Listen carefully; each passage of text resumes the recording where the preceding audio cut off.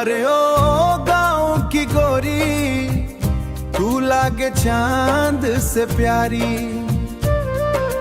कच्ची सड़क पे जब तू चले पायलिया छन छन बोले, सरसों के खेतवा मुस्काए तुहरा देख दिलवा डोले। मटकी लेके जब तू आवे नदिया किनारे मुस्कावे, तुहरे हंसी हंसी के जादू में हर कोई दिल हर जावे। गाँव की गोरी बड़ी भोली, दिलवा ले गई नहीं धीरे धीरे। नैना तो हर जादू वाला, देखे ने दिलवा धड़के रे। बरगद नीचे बैठ के सजनी सपना नया सजाई। चांदनी रात में हाथ पकड़ के प्यार के गीत सुनाई, प्यार के गीत सुनाई।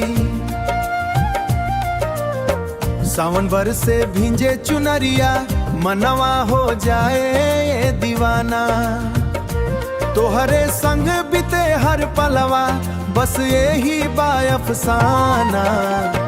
गाँव की गोरी बड़ी भोली, दिलवा ले गई नहीं धीरे धीरे। नैना तो हर जादू वाला, देखे ने दिलवा धड़के रे।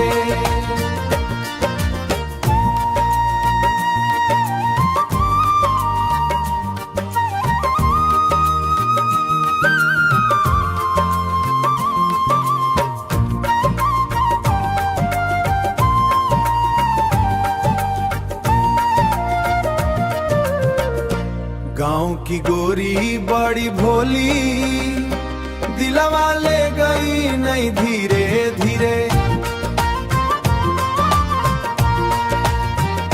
नैना तो हर जादू वाला, देखे ने दिलवा धड़के रे।